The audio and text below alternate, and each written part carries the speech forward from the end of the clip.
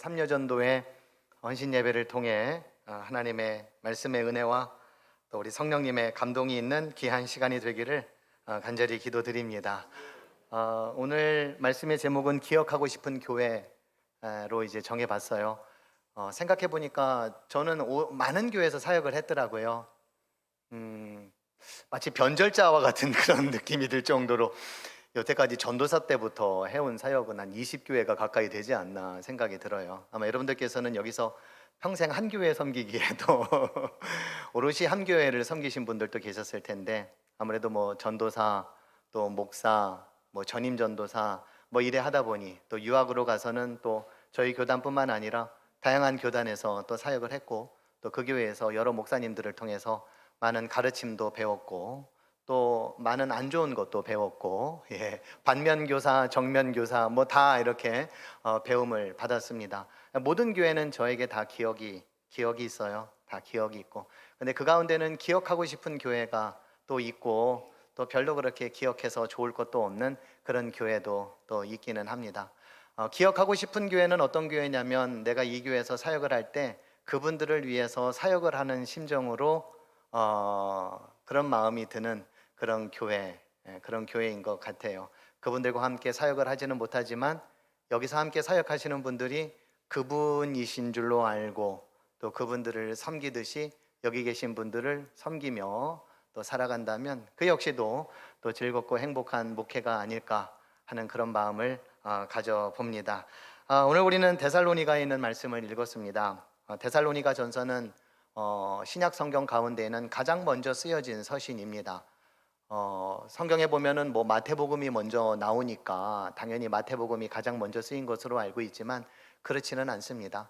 예수님의 이야기가 먼저 앞으로 나와야겠거니 생각을 해서 예수님의 이야기가 먼저 나왔고, 복음서 가운데에 마태복음이 그래도 예수님의 탄생부터 죽음과 부활에 이르기까지 또 예수님의 여러 가르침들을 충실하게 썼기 때문에 마태복음을 가장 앞으로 넣자라고 하는 합의가 있었을 뿐이지, 시기적으로 따지면은 제각각 다릅니다. 그 가운데 이제 데살로니가 전서는 그 신약 성경 가운데에 가장 먼저 저술이 되었고, 또 복음서보다도 가장 먼저 저술이 되었습니다. 그 이야기는 복음서를 저술한 복음서 저자가 예수님의 이야기를 써 내려가는 데 있어서 서신서가 굉장한 자료가 되었겠다. 예수님이 하신 말씀이 일목요연하게 다 있지는 않지만, 그러나 예수님의 정신이 그 서신서 안에 들어가 있음을 알고 또 그 정신에 입각해서 예수님의 이야기를 써 내려갔다라는 것을 생각해 보면 데살로니가 전서가 가지고 있는 어떤 큰 역할이라고 그럴까요? 그런 것들을 또 우리가 볼 수가 있을 것 같습니다. 또한 데살로니가 전서는 특징 중에 하나는 뭐냐면은 그 성도들을 이렇게 질책하거나 책망하는 그런 내용들이 거의 나오지 않습니다.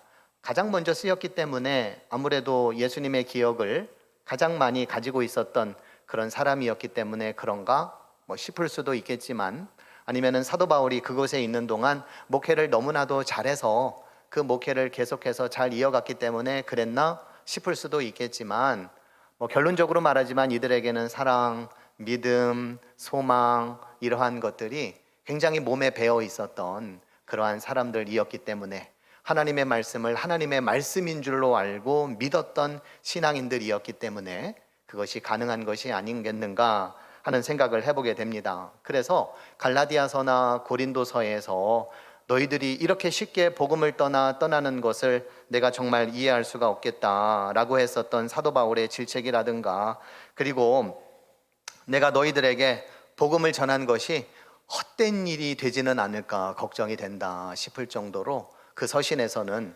성도들을 질책하는 내용이 나오는데, 데살로니가 전서에서는 그러한 내용이 나오고 있지 않다. 과분한 칭찬들로 가득한 것이 데살로니가 전서이고 데살로니가 교회였습니다.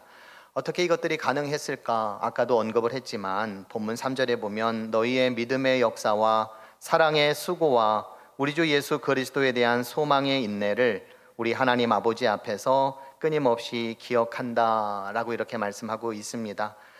믿음의 역사, 사랑의 수고, 그리고 소망의 인내.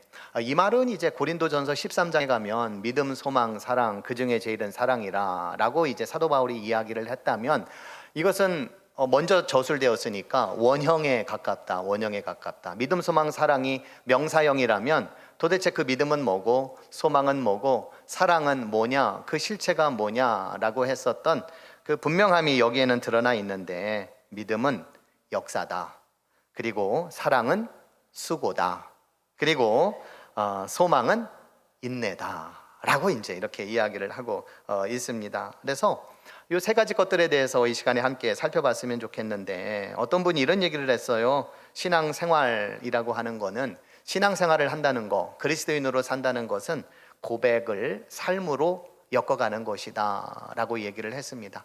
믿음과 소망과 사랑이 마치 박제되어진 그 어떤 명사형의 그런 어떤 단어가 아니라 이것들을 삶을 통해서 살아내는 것, 이게 이제 믿음이다, 신앙생활이다 라고 이렇게 이야기를 했다는 거예요. 다석 유영모라고 하는 선생님이 계십니다. 이분은 뭐 꽤 오래전에 분이시기도 하고, 저는 뵌 적도 없지만, 또 이분의 가르침을 직접 받은 적도 없지만, 어떤 분이었냐면 도올 김용옥 씨가 내가 살아있는 동안에 이분을 못 만난 게 평생의 한이다라고 할 정도로 굉장히 그 도인과 같은 분이시지만 깨어 있으신 그런 신앙인이셨었고, 또 많은 한국의 그 선각자들을 가르쳤던 그런 분이신데요. 이분은 이제 일화 중에 하나가 50인가요? 몇 살 때부터 굉장히 금욕의 삶을 이렇게 살았던 그런 삶이기도 합니다. 그리고 밥도 한 끼만 하루에 먹었다, 이제 이렇게 이야기를 해요. 저녁만 먹었다, 그런 이야기를 하는데, 이분이 이런 얘기를 했습니다.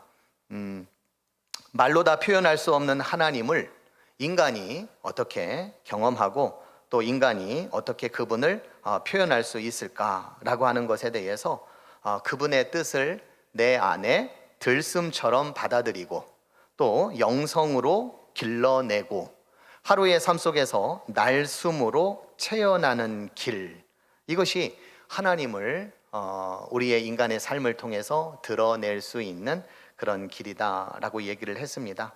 어렵게 이야기하지만 쉽게 말하면 우리의 삶으로 드러내는 것, 우리의 일상의 삶을 통해, 우리 일상의 영성의 삶을 통해 우리가 호흡하는 동안 그분을 드러내는 삶이야말로 우리의 신앙생활이다 라고 볼 수가 있는데요.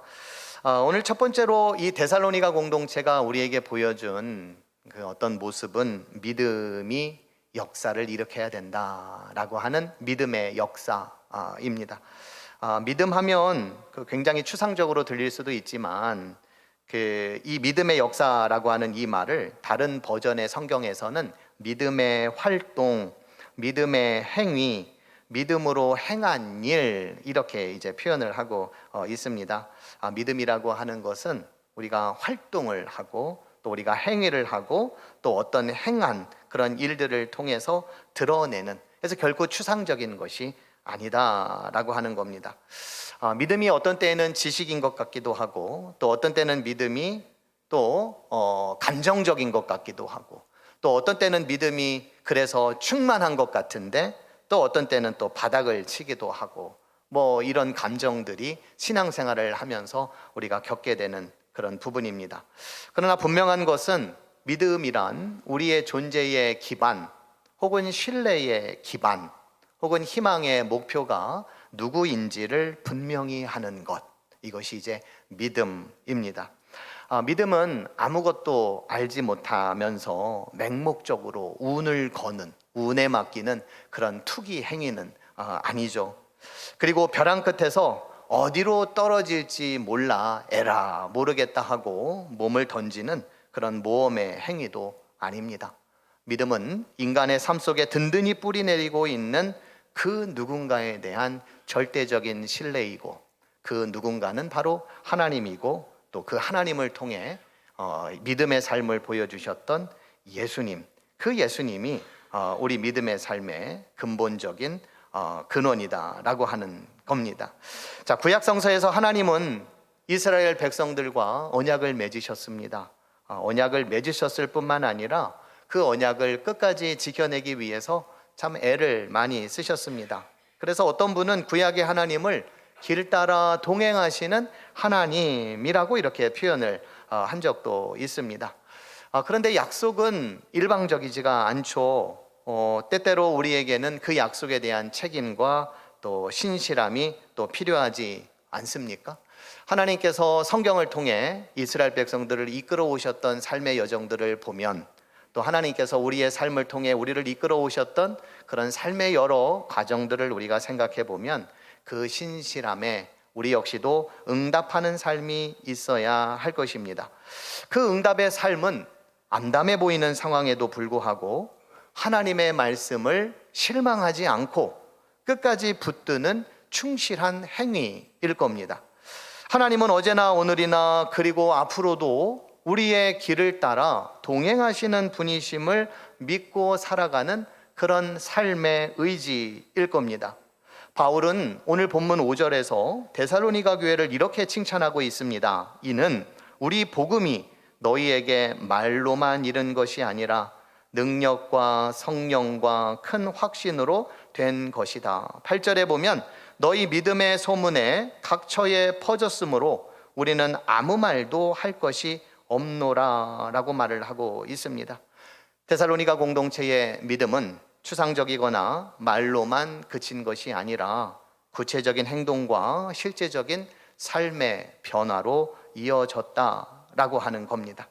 자, 이러한 삶이 가능했었던 이유, 그것은 사도 바울에 의하면 데살로니가 교인들이 하나님의 말씀을 사람의 말로 받아들이지 않고 하나님의 말씀으로 받아들였기 때문이다 라고 말하고 있습니다.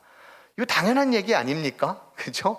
당연한 이야기인데 당연한 이야기가 당연시 되지 않는 그러한 시대에 우리는 또한 살아가고 있습니다. 하나님의 말씀을 하나님의 말씀으로 인정하며 살아가고 있는가? 제가 오늘 글에도 썼지만 이순신 장군께서 그 임진왜란 때 전쟁을 하기에 앞서서 여러 가지 이 어려움을 타개하기 위해서 모험을 걸어야 되는데 이제 따라주지를 않는 거예요. 그래서 이걸 좀 하자라고 했더니 또 안 된다는 이유를 많이 붙이는 겁니다. 그랬더니 이순신 장군이 된다고 말하게 라고 이제 이렇게 이야기를 했다라는 일화가 있죠. 성경에 보면 하나님께서는 안 될 상황이 참 많은데도 불구하고 되는 쪽으로 이끌어 가시는 그런 하나님이셨습니다. 이스라엘 백성들을 출애굽한 이후에 굉장히 뭔가 기대감을 가지고 나아가셨는데 이스라엘 백성들은 그런 모습을, 믿음의 모습을 보이지 않았음에도 불구하고 하나님께서는 되는 쪽으로 이끌어 가셨습니다. 예수께서 죽음 이후에 무덤에서 그냥 갇히는 것으로 이야기가 끝날 수도 있지만 하나님께서는 거기에서 끝을 맺지 않으시고 되는 쪽으로, 사람을 살리는 쪽으로 하나님께서는 그 당신의 역사를 이어가셨다라고 하는 거죠. 우리 주변에도 보면 되는 쪽으로 이야기를 하는 사람이 있으면 얼마나 좋습니까? 그렇죠. 뭐 하자 그러면은 반대 이야기를 한다거나 아니면은 부정적인 이야기를 한다거나, 물론 그럴 만한 이유들도 없지 않아 있겠지만 그러나 되는 쪽으로, 웬만하면 되는 쪽으로 그렇게 태어나는 사람이 있는지 모르겠어요. 그냥 그렇게 태어나는 것 같아요. 어떤 면에서는 그런 사람들이 있는 것 같아요. 그래서 항상 보면 긍정적으로 이야기를 해줄 수 있고 또 옆에서 격려를 해주는 그런 사람도 있고. 이제 담임 목회로 시작한 지 얼마 되지 않았잖아요. 그렇죠? 그러니까 된다고 말을 해주시기 바랍니다. 무엇을 해도 되는 쪽으로, 할 수 있는 쪽으로, 가능한 쪽으로, 한번 해보자 쪽으로, 아마 모두가 다 지금은 그런 마음으로 이렇게 임하시리라 저는 분명히 믿고 있어요. 그런데 이것이 1년이 지나도 또 2년이 지나도 또 10년이 지나도 하나님의 말씀은 변함이 없으신 말씀인데 제 말이 아니라 목사인 문성찬의 말 때문에, 저의 정책과 방향 때문에 그 일을 하는 것이 아니라 하나님의 말씀이 있기에 그 일을 하는 것이니 그 말씀을 하나님의 말씀으로 받아들이고 예, 됩니다, 할 수 있습니다, 한번 해보시죠, 이렇게 격려하며 우리가 나아갈 수 있기를 간절히 기도드립니다. 두 번째, 데살로니가 교회는 사랑의 수고가 있었던 그런 교회였습니다. 사랑에는 수고가 따른다는 거, 감히 제가 여기 계시는 어른들 앞에서 어찌 이런 이야기를 할 수가 있겠습니까? 사랑에는 수고가 따릅니다. 그러니 수고하세요 라고 얘기를 하면 평생을 걸쳐서 정말 수고하셨던 우리 성도님들이 계신데, 이 말씀은 차마 제가 뭐라고 드릴 말씀은 없지만, 그러나 데살로니가 공동체가 가지고 있었던 아름다운 신앙의 요체는 사랑의 수고였다. 9절 말씀, 4장 9절인데요 거기에 보면 이런 말씀이 나옵니다. 형제 사랑에 관하여는 너희에게 쓸 것이 없음은 너희들 자신이 하나님의 가르치심을 받아 서로 사랑함이라 라고 말을 하고 있습니다. 믿음만 좋은 줄 알았는데 사랑도 가득한 그런 공동체였습니다. 가르칠 것이 없을 정도로 깊이 서로 사랑하는 그런 공동체였다라는 거예요. 사랑은 불가능이었고, 또 사랑은 덮지 못할 허물이 없다라고 이야기를 하지 않습니까? 우리 공동체 내에도 그러한 사랑의 모습이 각 기관들마다 참 많이 있었으면 좋겠고, 또 특별히 오늘 헌신 예배를 드리는 우리 삼여전도의 가운데에 있어져서 그간의 허물이나 그간의 잘못이나 그간의 오해나 우리가 좀 사랑으로 덮어가는 그러한 공동체가 되었으면 좋겠다 싶은데요. 근데 이게 그냥 되는 게 아니라 여기서는 사랑의 수고다라고 이제 이렇게 이야기를 하고 있습니다. 수고라는 말의 뜻을 보면 진통, 출산, 산고 이런 의미라고 합니다. 아마 남자들은 전혀 이해할 수가 없겠지만 사랑의 수고는 바로 이런 것이다. 아무래도 우리 여성분들이 이거를 참 잘하시리라 생각이 들어요. 그래서 제가 보기에는 여성분들이 하시는 대로 남자분들이 따라 하시면은 저희 교회가 더 좋지 않을까.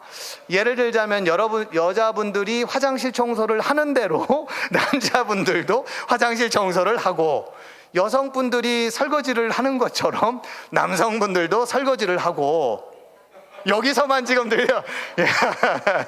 여기서만 지금 아멘이 들려오고 있는데, 여기 계시는 여성분들은 아멘도 지금 못하고 지금 있는 상황이에요. 그래서 된다는 쪽으로 얘기를 해주지 그거는 안 되겠습니다 라고 하실지 모르겠는데, 그래도 사랑에는 수고가 따라야 하니까 평생 수고하신 우리 사랑하는 우리 아내분들과 또 우리 여성 성도님들 얼마나 위대하고 대단하십니까? 그들의 수고를 우리가 반만이라도 따라갈 수 있으면 우리 남천교회도 데살로니가와 같은 그런 교회가 되리라 분명히 믿습니다.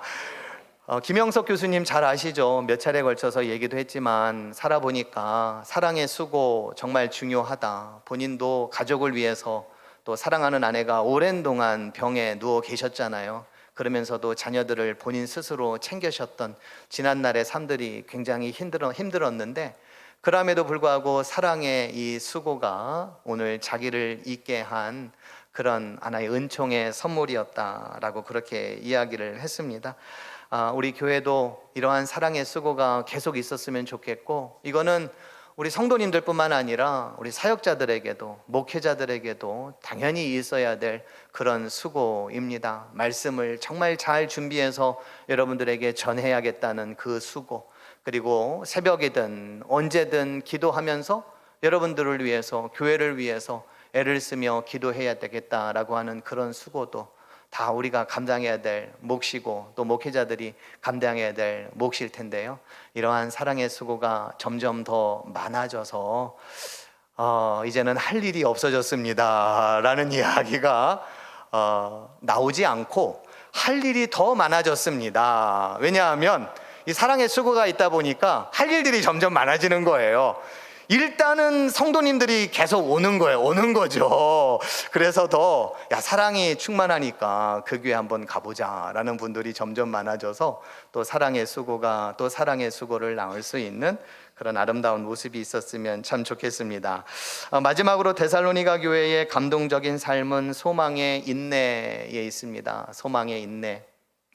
우리가 인내는 어렵지만 그러나 그리스도인들은 인내하며 살아가는 것을 굉장히 중요하게 여기지 않습니까? 특별히 고난 중에서도 인내를 해야 하는 것은 내 고난도 어렵지만 그 누군가가 당하고 있는 그 고난을 생각해서 예수님의 정신, 예수님의 삶을 우리가 발휘한다면 우리 스스로는 고난 앞에 인내해야 되고 또 소망을 가져야 될 뿐만 아니라 그 누군가를 위해서도 인내할 수 있도록 또 소망을 가질 수 있도록 그렇게 살아가는 삶이어야 될 겁니다. 그런데 인내가 얼마나 어려우면 작심삼일이라고 하는 그런 말이 다 있겠습니까? 그러나 인내가 그냥 인내로만 끝나지 않기 위해서는 우리에게는 소망이 있어야겠다. 기다림이 있어야 되겠다. 무언가에 대한 기대가 있어야 되겠다. 그래서 어떤 시인은 기다림이 없는 삶은 지루하다라고 이제 이렇게 이야기를 했어요. 예수님이 오신다는데 지루할 틈이 어디에 있는가? 말하자면 그런 거예요. 예수님이 오시기까지 우리에게 감당할 몫이 있는데 그것들을 우리가 기다림 가운데에 살아가면 우리는 충분히 인내할 수가 있는데, 그래서 소망이 참 중요한 것 같습니다. 일전에 제가 아주 오래전에 본 영화 가운데에 쇼생크 탈출이라고 하는 영화 93년도에 나왔는데요. 그 대사 중에 멋진 대사가 있습니다. 두려움은 너를 죄수로 가두지만 희망은 너를 자유롭게 한다라고 하는 이 말이었어요. 감옥에 갇혔던 사람들은 나중에 출소해서도 못 살더라고요. 그냥 불안한 거예요. 늘 삶이 불안하고 늘 두려운 겁니다. 차라리 감옥이 낫다 이런 거예요. 사람을 만나도 두렵고 인생도 두렵고, 그러니까 소망이 없는 거예요. 그러나 그 감옥에 억울하게 잡혀온 이 사람만큼은 이제 소망을 갖고 산 겁니다. 나는 틀림없이 나가야 되겠다. 나는 나갈 수 있어. 나는 지금 여기 억울하게 지금 있는 건데 나는 틀림없이 나갈 거야 라고 하는 이 소망이 있었기 때문에 그는 결국에는 이제 자유의 몸이 되는데요. 구약 성경에 보면 하나님께서 이스라엘 백성들을 출애굽하지 않습니까? 네, 출애굽한 백성들은 두려운 마음이 늘 존재를 했었습니다. 왜 우리를 여기까지 이끌어왔냐? 그래서 먹을 것도 없게 하고 마실 것도 없게 했냐? 왜 우리가 지금 사망을 지나가야 되느냐? 왜 지금 우리가 이러한 상황과 처지에 있어야 되느냐? 우리를 좀 다시 돌아가게끔 해달라. 늘 두려움과 그 걱정과 염려뿐이에요. 스스로가 스스로를 감옥에, 애굽의 종살이 시절로 계속 가두어 두고 있는 겁니다. 그러나 하나님께서는 가나안으로 가자, 가나안으로 가자. 그 소망의 길을 열어주시고자 했는데 이스라엘 백성들은 그것을 소망으로 품지 않았다라고 하는 거예요. 얼마나 소망을 품지 않았으면 여호수아와 갈렙 그리고 이 세대들만 제외하고는 모두가 다 사막에서 죽었을까? 1세대들의 처참한 그런 모습인데요. 이제 우리가 다음 세대들을 향해 우리 교회는 열어야 되고 또 열려져야 됩니다. 여러분들의 신앙이 우리 다음 세대들에게는 소망이 되고 또 희망이 되어야 할 거예요. 그래, 이렇게 살으니까 이런 삶이 되는구나. 이렇게 믿음 가운데에 살으니 이런 인생이 되는구나. 우리 어른들을 보면서, 우리 신앙의 선배들을 보면서 우리 다음 세대들이 귀감으로 삼고 저들도 소망하며 살아가는 그러한 삶이 되기를 간절히 기도드립니다. 신앙은 고백을 삶으로 옮기는 과정입니다. 믿음, 소망, 사랑의 고백이 믿음의 역사로, 사랑의 수고로, 소망의 인내로 살아가는 그러한 우리의 믿음이 되었으면 좋겠고요. 오늘 데살로니가 교회를 오늘도 우리가 기억했던 것처럼 우리 남천교회를 그 누군가가 계속해서 기억하는 교회, 또 각 기관들이 또 되었으면 좋겠고, 올 한해 얼마 남지 않았지만 오늘 헌신 예배를 드리는 제3여전도회가 하나님 안에서 평화와 화평을 누리며 우리가 그러한 아름다움을 기억해낼 수 있는 그런 기관이 되기를 주님의 이름으로 간절히 축복드립니다.